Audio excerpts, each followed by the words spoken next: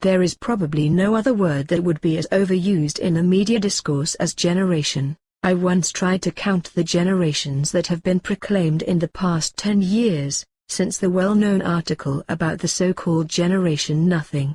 I believe there were as many as 12. They all had one thing in common: they only existed on paper. Reality never provided us with a single tangible, meaningful, unforgettable impulse, the common experience of which would forever distinguish us from the previous generations. We had been looking for it, but instead the groundbreaking change came unnoticed, along with cable TV, mobile phones, and, most of all, internet access. It is only today that we can fully comprehend how much has changed during the past 15 years. We, the web kids, we, who have grown up with the internet and on the internet, are a generation who meet the criteria for the term in a somewhat subversive way. We did not experience an impulse from reality, but rather a metamorphosis of the reality itself. What unites us is not a common, limited cultural context, but the belief that the context is self-defined and an effect of free choice. I am aware that I am abusing the pronoun we, as our we is fluctuating, discontinuous, blurred, according to old categories, temporary. When I say we, it means many of us or some of us. When I say we are, it means we often are. I say we only so as to be able to talk about us at all. We grew up with the internet and on the internet. The internet to us is not something external to reality but a part of it. An invisible yet constantly present layer intertwined with the physical environment. We do not use the internet, we live on the internet and along it. If we were to tell our Bildungsroman to you, the analog, we could say there was a natural internet aspect to every single experience that has shaped us. We made friends and enemies online, we prepared cribs for tests online, we planned parties and studying sessions online, we fell in love and broke up online. The web to us is not a technology which we had to learn and which we managed to get a grip of. The web is a process, happening continuously and continuously transforming before our eyes, with us, and through us. Technologies appear and then dissolve in the peripheries. Where sites are built, they bloom and then pass away. But the web continues, because we are the web. We, communicating with one another in a way that comes naturally to us. More intense and more efficient than ever before in the history of mankind. Brought up on the web, we think differently. The ability to find information is to us something as basic as the ability to find a railway station or a post office in an unknown city is to you. When we want to know something, the first symptoms of chickenpox, the reasons behind the sinking of Estonia, or whether the water bill is not suspiciously high, we take measures with the certainty of a driver in a SatNav-equipped car. We know that we are going to find the information we need in a lot of places. We know how to get to those places. We know how to assess their credibility. We've learned to accept that instead of one answer we find many different ones, and out of these we can abstract the most likely version, disregarding the ones which do not seem credible. We have learned to accept that instead of one answer we find many different ones, and out of these we can extract the most likely version. We select. We filter. We remember.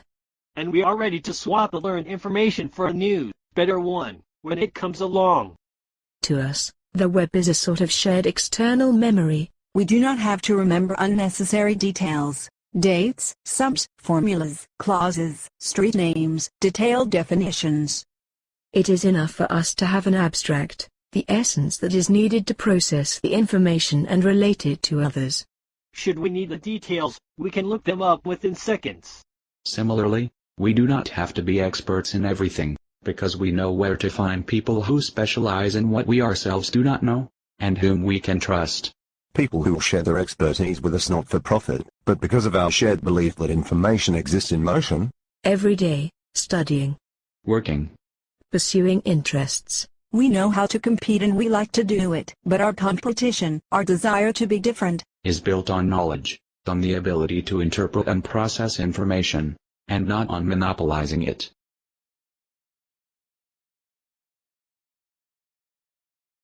Participating in cultural life is not something out of ordinary to us. Global culture is the fundamental building block of our identity. More important for defining ourselves than traditions, historical narratives, social status, ancestry, or even the language that we use. From the ocean of cultural events we pick the ones that suit us the most, we interact with them, we review them, we save our reviews on websites created for that purpose. Which also give us suggestions of other albums, films or games that we might like. Some films, series or videos we watch together with colleagues or with friends from around the world. Our appreciation of some is only shared by a small group of people that perhaps we will never meet face to face. This is why we feel that culture is becoming simultaneously global and individual. This is why we need free access to it. This does not mean that we demand that all products of culture be available to us without charge, although when we create something, we usually just give it back for circulation. We understand that, despite the increasing accessibility of technologies which make the quality of movie or sound files so far reserved for professionals available to everyone, creativity requires effort and investment. We are prepared to pay, but the giant commission that distributors ask for seems to us to be obviously overestimated. Why should we pay for the distribution of information that can be easily and perfectly copied without any loss of the original quality? If we are only getting the information alone, we want the price to be proportional to it. We are willing to pay more, but then we expect to receive some added value. An interesting packaging, a gadget, a higher quality, the option of watching here and now, without waiting for the file to download.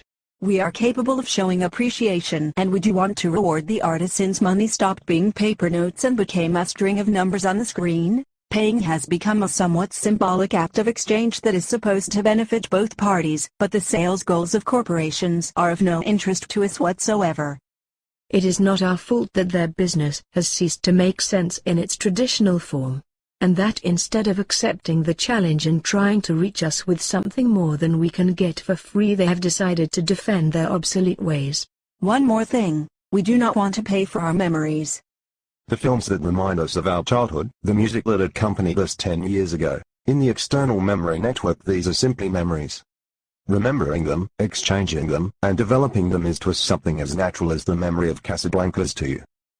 We find online the films that we watch as children and we show them to our children, just as you told us the story about the Little Red Riding Hood or Goldilocks. Can you imagine that someone could accuse you of breaking the law in this way? We cannot, either. We are used to our bills being paid automatically, as long as our account balance allows for it.